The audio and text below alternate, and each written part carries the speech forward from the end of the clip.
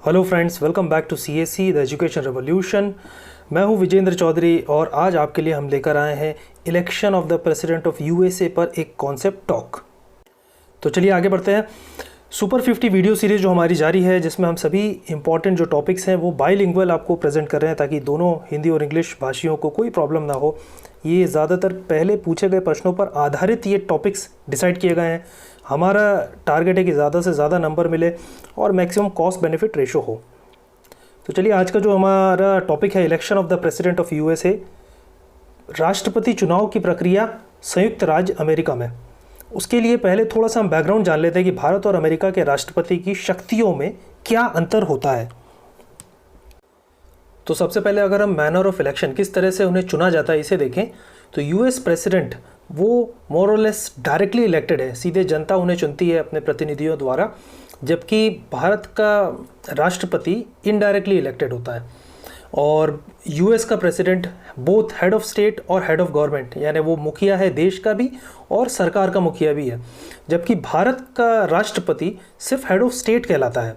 जिस तरह से ब्रिटिश मोनार्की, जो वहाँ की क्वीन या फिर जो भी किंग होते हैं, वो जिस तरह से उनकी जो पोजीशन है, सिमिलर पोजीशन इंडिया में प्रेसिडेंट को दी गई है, सिर्फ हेड ऑफ स्टेट है। हेड ऑफ गवर्नमेंट हमारे यहाँ पर प्राइम मिनिस्टर है, इसीलिए हमारे यहाँ पे प्राइम मिनिस्टीरियल गवर्नमेंट या जिसे प्रधानमंत्री की सरकार कहते हैं, राष्ट्रपति सरकार नहीं कहते हैं, जबकि आपके USA में इसे राष्ट्रपति की सरकार कहते हैं। ये दोनों में फ़र्क है। और अगर हम देखें कि टर्म कितना होता है, तो भारत के राष्ट्रपति का 5 साल का टर्म होता है और US के राष्ट्रपति का 4 साल का टर्म होता है। और दोनों ही री इलेक्शन के लिए एलिजिबल होते हैं, उन्हें फिर से चुना जा सकता है, लेकिन भारत में इसकी कोई लिमिट नहीं है, जबकि USA में केवल 2 बार री इलेक्शन पॉसिबल है। ये आपने सुना होगा कि एक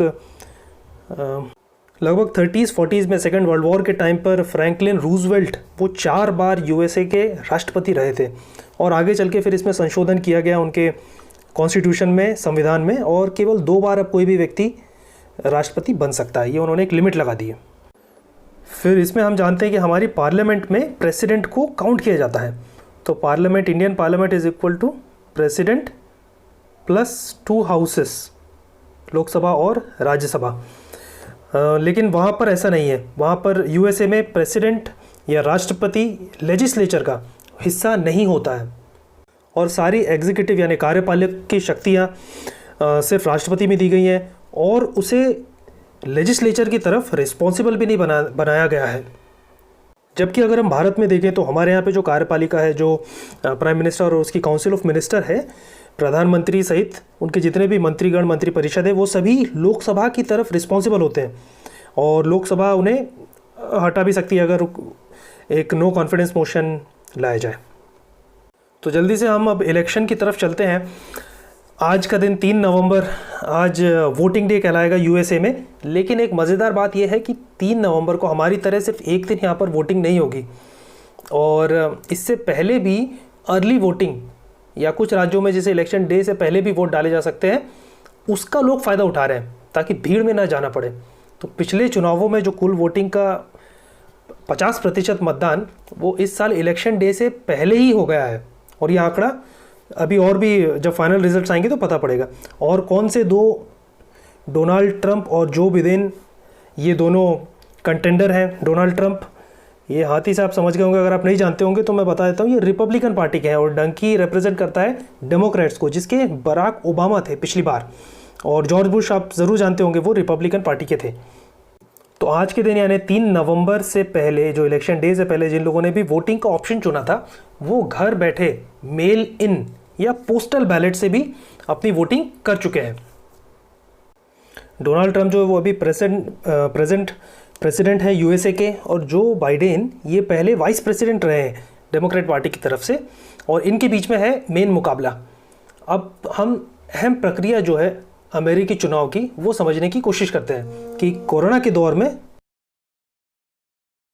किस तरह से वोटिंग हो रही है, और चुनाव की जो प्रक्रिया है उसकी तारीखें क्या क्या हैं, क्या क्या इस पर असर पड़ने वाला है।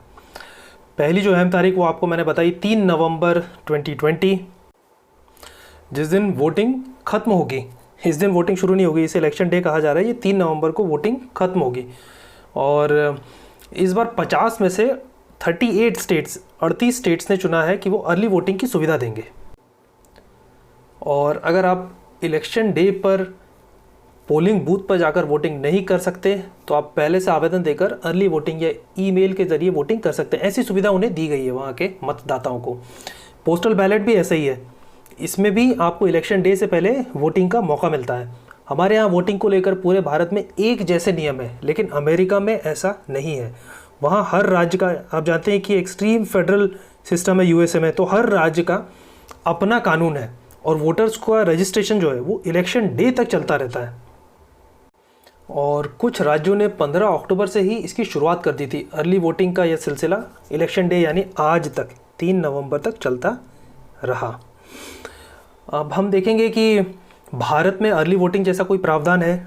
बिल्कुल नहीं है। हमारे यहाँ पे बैलेट वोटिंग की सुविधा ज़रूर उपलब्ध है। चुनाव कराने वाले जो सरकारी अधिकारी हैं, कर्मचारी हैं, सुरक्षा बलों के जो जवान हैं, उन सभी को ये सुविधा मिलती है बैलेट वोटिंग की। अमेरिका में उसके राज्यों के बीच अंतर बहुत ज़्यादा है।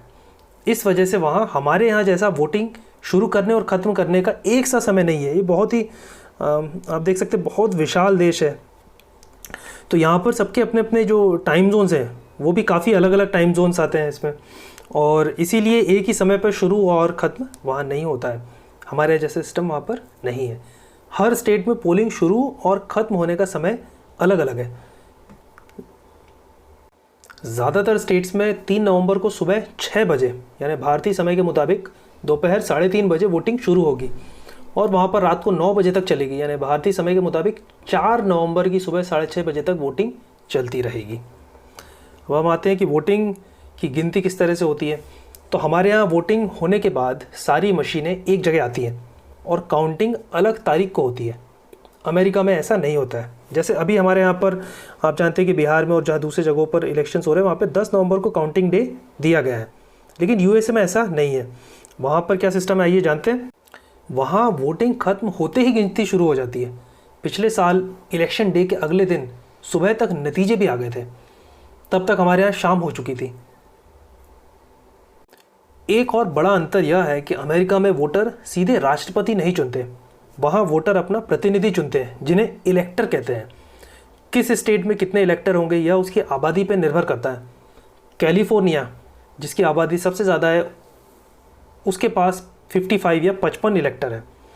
पूरे अमेरिका में 538 इलेक्टर्स है, 538 जो अपने अपने क्षेत्र से वोटर्स को रिप्रेजेंट करते हैं, और यही इलेक्टर्स जो है वो आगे चलकर प्रेसिडेंट का चुनाव करते हैं। यानी जनता इलेक्टर चुनती है, people elect इलेक्टर and in turn those electors elect the president of United states of America. और वोटर जो होते हैं, जो जनता होती है, वो अपने पॉपुलर वोट भी देते हैं, यानी वे बताएंगे कि उन्हें कौन पसंद है, ट्रंप या बाइडेन। तो कुछ स्टेट्स में ऐसा सिस्टम है, देखिए यहाँ पे सभी स्टेट में अलग सिस्टम, इसीलिए मैंने आपको पहले ही बताया कि फेडरल वहाँ की पॉलिटी है संघात्मक, इसीलिए वहाँ पर स्टेट्स का अपना अपना सिस्टम है। तो कुछ स्टेट्स में जो पॉपुलर वोट्स जीतता है, सभी के सभी जो इलेक्टर्स होते हैं उस स्टेट के, वो सारी सीटें उन्हें मिल जाती हैं। जैसे मान लीजिए किसी स्टेट में, कैलिफोर्निया में मान लीजिए ट्रंप ने अगर पॉपुलर वोट्स जीते तो सारे के सारे इलेक्टर की सीटें भी उन्हीं को मिल जाएंगी। जितने 55 इलेक्टर्स हैं कैलिफोर्निया के, सभी वो ट्रंप की पार्टी को मिल जाएंगी और वो वोट उन्हें ही देंगे। लेकिन कुछ स्टेट्स में ऐसा नहीं है, तो ये फ़र्क है, थोड़ा सा कॉम्प्लिकेटेड सिस्टम है। वहाँ पर इलेक्टर अलग भी हो सकते हैं। तो मान लीजिए न्यू जर्सी जो है स्टेट, वहाँ पे इलेक्टर वोटर्स ने अपना पॉपुलर वोट दिया मान लीजिए बाइडेन को, और इलेक्टर्स जो चुने वो अलग हो सकते हैं। मतलब उन्होंने कुछ इलेक्टर्स उसमें से हो सकता है कि ट्रंप के लिए चुने जाएं और कुछ इलेक्टर्स जो बाइडेन के लिए। तो ये महत्वपूर्ण है क्योंकि पिछले चुनाव में पॉपुलर वोट्स जीतने के बावजूद हिलेरी क्लिंटन को इलेक्टोरल कॉलेज वोट्स में, आप थोड़ा सा नाम ध्यान से सुनिए, कि उन्होंने पॉपुलर वोट्स जीते, यानी लगभग 48% पॉपुलर वोट्स हिलेरी क्लिंटन को मिले थे। तो जनता चाहती थी, जिन्होंने ज़्यादातर अपनी पसंद रखी थी, वो चाहती थी कि हिलेरी क्लिंटन बने। लेकिन जो सारे इलेक्टर्स जिस तरह से इलेक्ट होकर आए सभी स्टेट से, उसे कहते हैं, जो इलेक्टर सारे एक साथ मिलके आते हैं उन्हें बोलते हैं इलेक्टोरल कॉलेज। तो इलेक्टोरल कॉलेज में जो वोट्स हुए उसमें ट्रंप से शिकस्त मिली हिलेरी क्लिंटन को। और ऐसा अमेरिकी इतिहास में 5 बार ही हुआ है कि आप पॉपुलर वोट जीतने के बावजूद भी ओवरऑल इलेक्शन ना जीत पाए। इसके बाद में 10 नवंबर को होगा start of the announcement of result, यानी नतीजों की घोषणा की शुरुआत। भले ही पॉपुलर वोट्स और उनका एनालिसिस हमें पहले ही बता देगा कि कौन प्रेसिडेंट बनने वाला है, लेकिन चुनाव प्रक्रिया में आप जानते हैं कि इलेक्शन जो प्रोसीजर है उसमें सर्टिफिकेशन बेहद महत्वपूर्ण है। It is very important. Until unless it is certified finally it can not be taken as finally election is over. तो यह औपचारिक सरकारी प्रक्रिया है। 10 नवंबर के बाद अलग अलग स्टेट्स में वोटिंग के बाद की स्थिति के आधार पर इलेक्टर को सर्टिफाई करने की प्रक्रिया शुरू होगी। तो यूएसए के जितने भी 538 इलेक्टर्स होंगे उन्हें सर्टिफिकेशन मिलेगा कि आप यहाँ से चुने गए हैं। और अगर कोई विवाद होता है, कोई भी डिस्प्यूट होता है, इलेक्शन डिस्प्यूट, तो रीकाउंट की स्थिति बनती है। तो इस प्रक्रिया में और भी देरी लग सकती है। तो इस बार अलग अलग तारीखों पर सर्टिफिकेशन शुरू होगा। इसके बाद में आता है 8 दिसंबर, नतीजों का सर्टिफिकेशन पूरा होगा। ये भी एक औपचारिक सरकारी प्रक्रिया है। सभी लोग जान चुके होंगे कि कौन अगला राष्ट्रपति बनने वाला है। कैलिफोर्निया को छोड़कर सभी स्टेट्स में नतीजे सर्टिफाई हो चुके होंगे, यानी 8 दिसंबर तक इलेक्टर्स की को लेकर भी सारी स्थिति साफ हो चुकी होगी। सभी 50 राज्यों में 538 इलेक्टर तय हो चुके होंगे। इसके बाद की जो इम्पोर्टेंट तारीख है वो है 14 दिसंबर। यहाँ पर इस दिन इलेक्टर्स वो वोट डालेंगे। वो कहाँ पर? अपनी अपनी स्टेट की राजधानियों में वोट डालेंगे। तो सभी जो 50 स्टेट्स की राजधानियाँ हैं उसके 538 इलेक्टर्स अपनी अपनी स्टेट्स की राजधानी में वोट डालेंगे। ये भी एक औपचारिक प्रक्रिया है। वो अपनी मर्जी से वोट नहीं डाल सकते।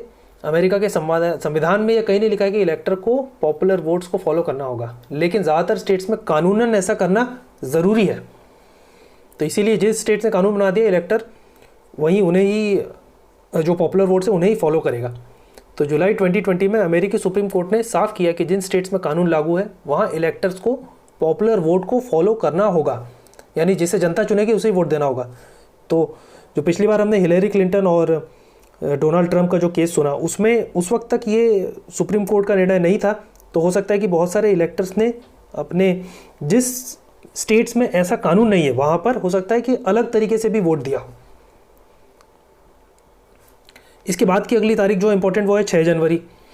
इस दिन counting of votes of electors in Congress, यानी कांग्रेस में इलेक्टर्स के वोटों की गिनती होगी।